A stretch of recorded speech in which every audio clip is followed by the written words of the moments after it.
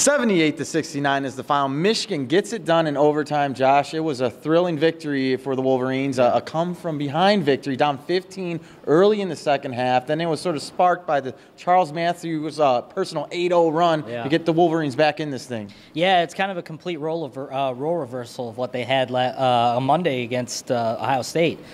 Pretty much almost the same kind of deficit Ohio State had, and then they came back. But yeah, I mean, this is what you want to see from a young team that's still kind of trying to find its way and feeling itself out. You know, it responded, you know, when it faced adversity, and you know, most importantly, they made winning plays when it counted, something that they didn't have earlier in the week.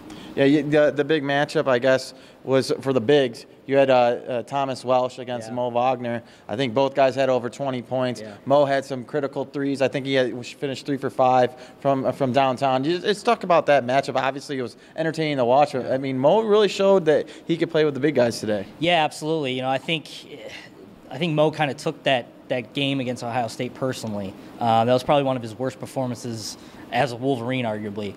And, you know, he really came out today and really showed that, you know, that he's this, you know, hyped up forward that Michigan has. I mean, a couple of clutch threes. And like you said, that Welsh matchup was great. It was fantastic. It was great to watch.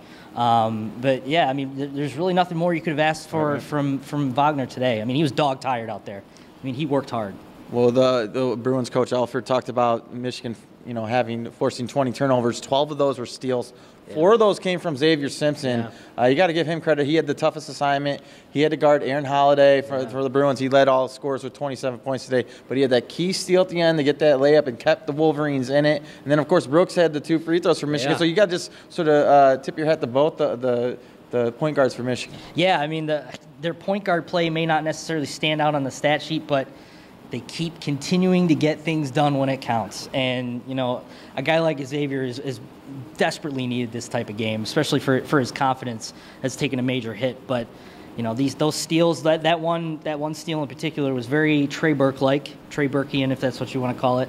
And, yeah, you couldn't ask for more for either of those guys. I mean, having your true freshman in a prime game against a prime opponent like that, and you hit 2 free throws, and which Beeline says he hasn't hit, you know, 2 consecutive free throws in a game yet this year.